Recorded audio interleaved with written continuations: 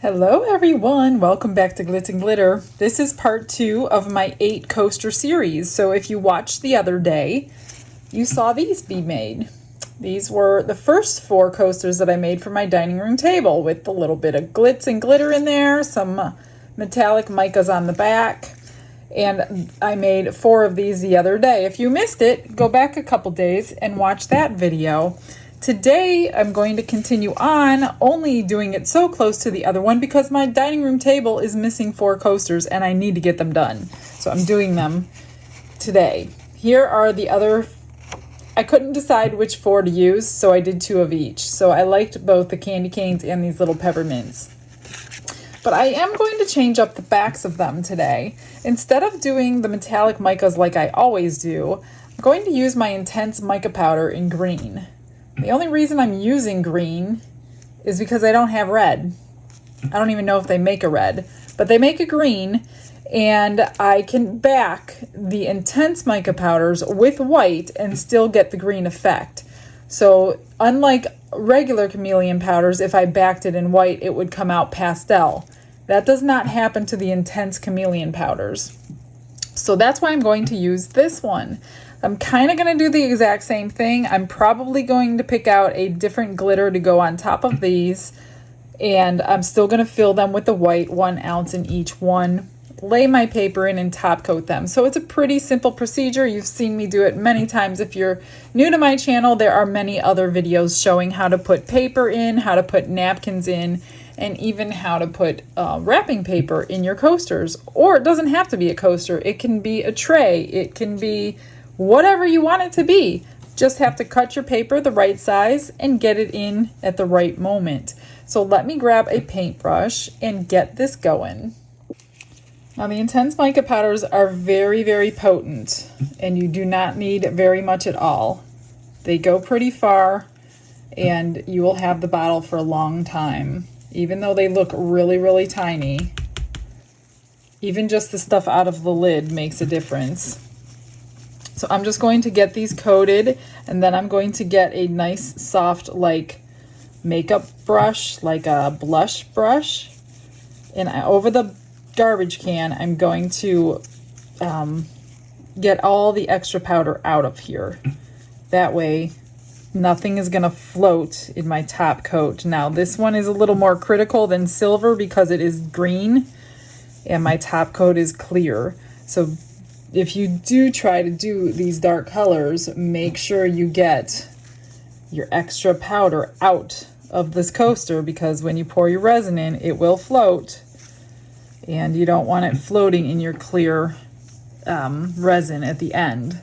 It doesn't matter about the first layer, but remember there's still half of a layer of the sides of mica powder that still are going to be touching wet resin on the second half. So I'm just going to dump my extras into the next mold and get these painted on. And I will fast forward this for you so you don't have to be bored out of your mind watching me paint these on. Let me just get that off.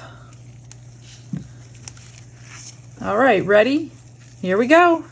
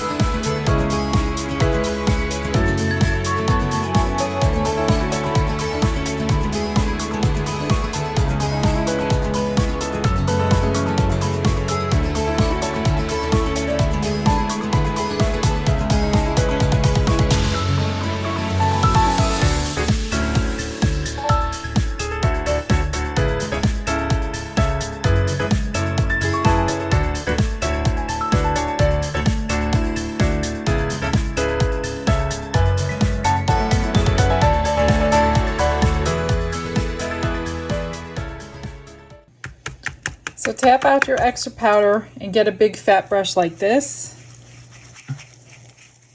and get all that extra powder out of here. And that'll leave you with a nice, smooth, shiny surface in the end. I'm just going to do the rest of these over the garbage so I don't get it everywhere.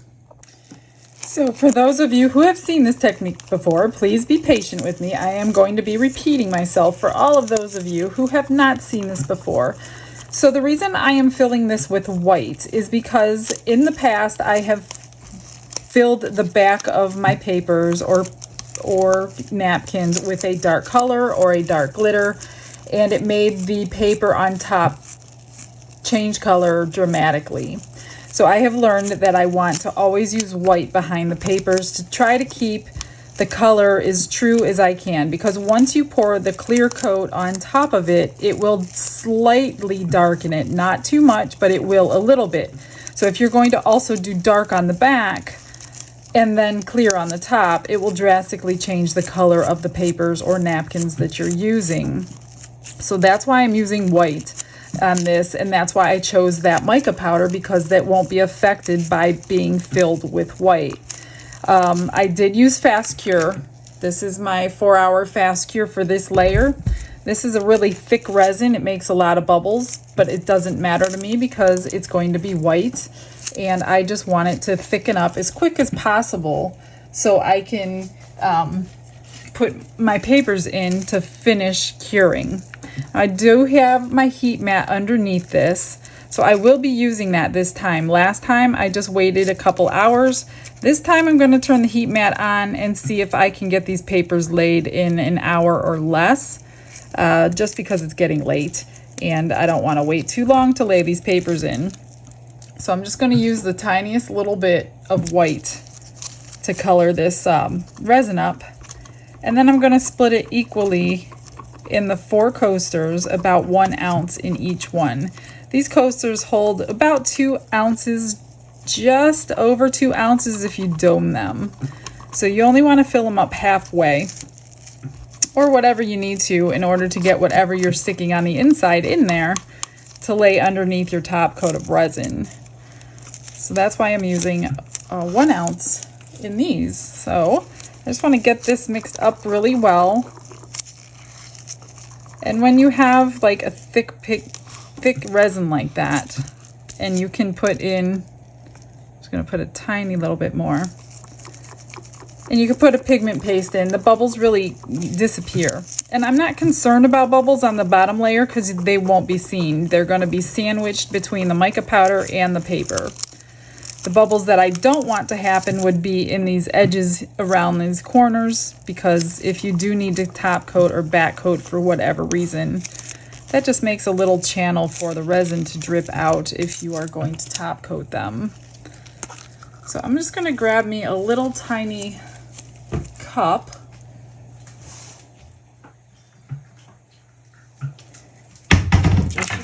Should have had ready, but I don't. And this just kind of gauges how much I'm putting in each one. Now that I just put that on a dirty counter, I picked up a few pieces of some things. Okay. So I'm just basically going to pour 1 ounce in each one and then wait until they're sticky. Now what I'm looking for when I mean sticky is I'm going to put like a little toothpick or a dotting tool in there, and when I pull it up, I want a long string to come off of whatever tool you're using, and that means it is nice and sticky enough to add your papers in there. So I'm just going to get this resin everywhere. I don't have the heating mat on just yet, but I will turn it on as soon as I'm finished with this, because I am interested to see how long it does take, which means I need to set a timer so I don't forget about these. If you do cure them all the way, you don't have to toss them. All you would do is put like a layer of a sealer, a Mod Podge, some kind of a glue to hold them down, but they're more likely to bubble up from underneath if you're going to glue them in. But if you can get them in tacky resin, I have never had bubbles pop up underneath from the paper because the resin is holding the whole paper down. But like I said, they are salvageable if you miss your window. I know life happens, you get busy, you get distracted, whatever happens, sometimes that'll happen. Don't throw your resin away.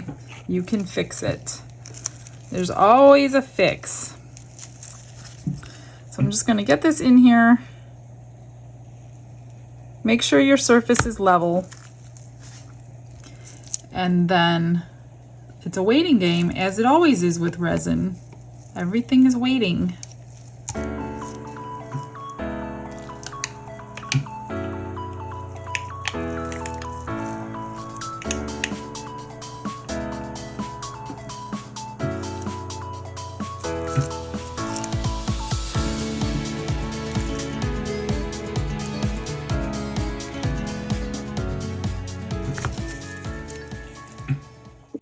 The heat mat has been on low for 45 minutes, and if you see, I don't know if you could see on here, but when I touch it with my tool, there's a long string that comes out.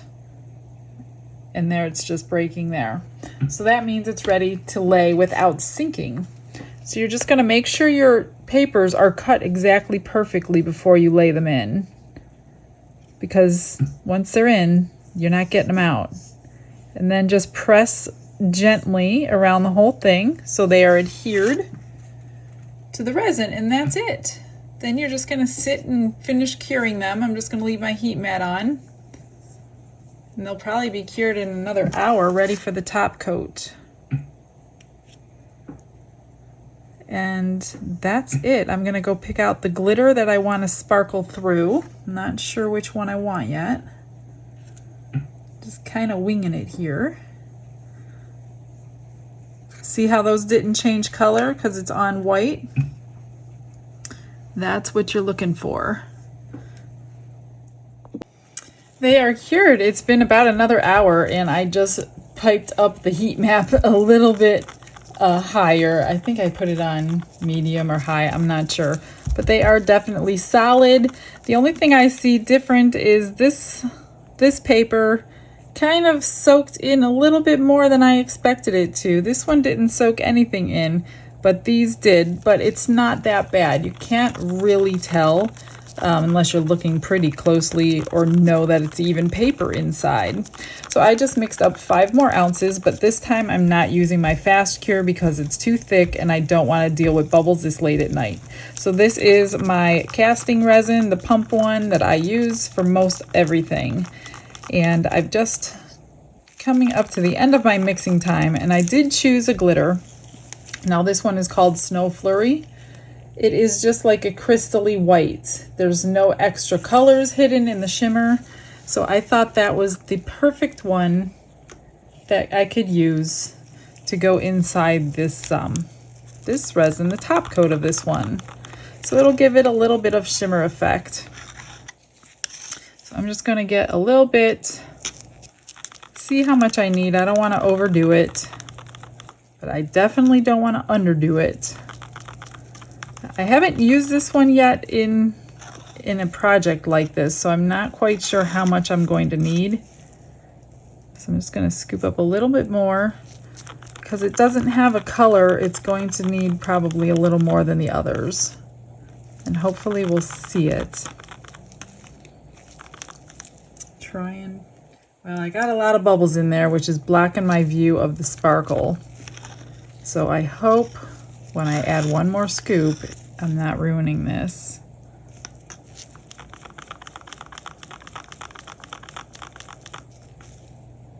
I guess we'll see it after it's completely cured.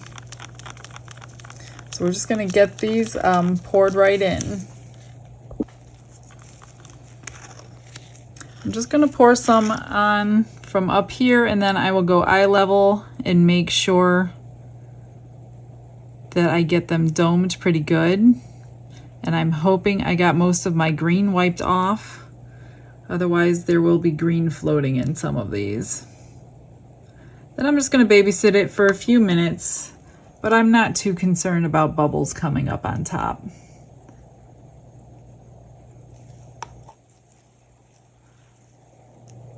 And I think 5 ounces was actually the perfect amount.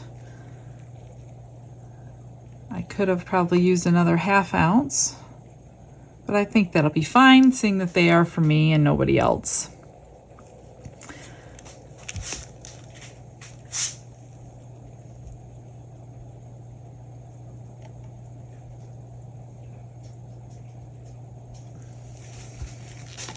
Just gonna scrape my cup into some of these.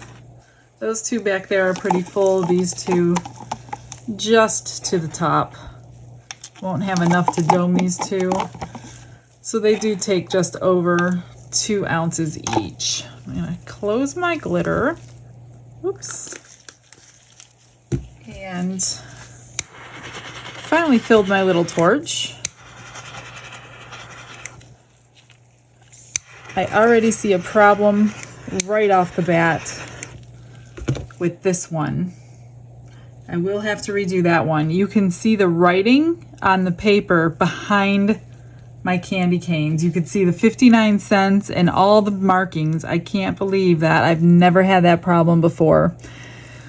So yeah, that one will be done in a different day, but I won't video that because clearly you know how to do it. So don't cut where the printing is behind the paper. Let me see if I can show you. Well, apparently it's only showing on, oh, I see it on this one now too.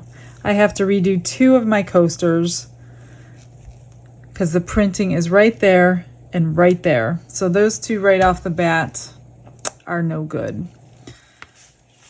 Anyway, I will show you the reveal no matter what, even though I need to redo 2 of the coasters. Oh my gosh, what a stupid mistake. But I will never make that mistake again, put it that way.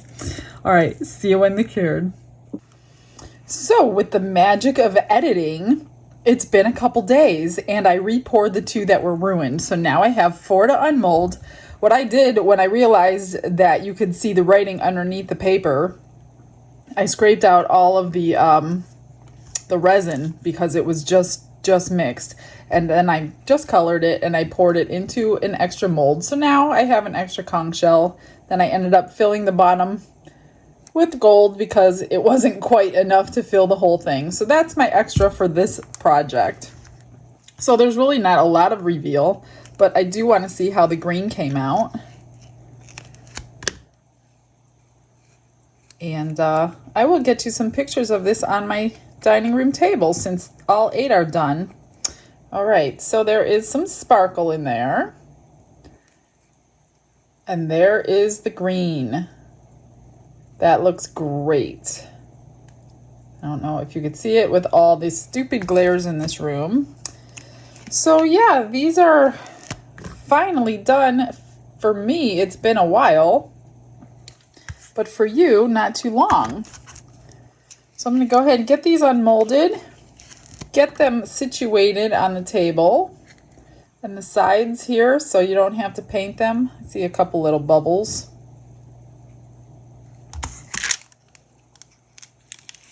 And trim these up if I have to. I domed them pretty good, so they really don't need much trimming. So there's, I don't know if I showed you the sparkles in all of them, but I will get you some pictures and then I will get you them on the table. So thanks for hanging in there with me. You learned, do not use the backing of the paper with the price tag on them because you will see through it when you pour the top coat on and it penetrates. But really the color is really good. I'm really happy that the white is underneath. So yeah, these came out really, really cute. I will see you guys soon on the next video. Thanks for hanging out with me. Stay tuned for the final photos. You guys all have a blessed day. Bye.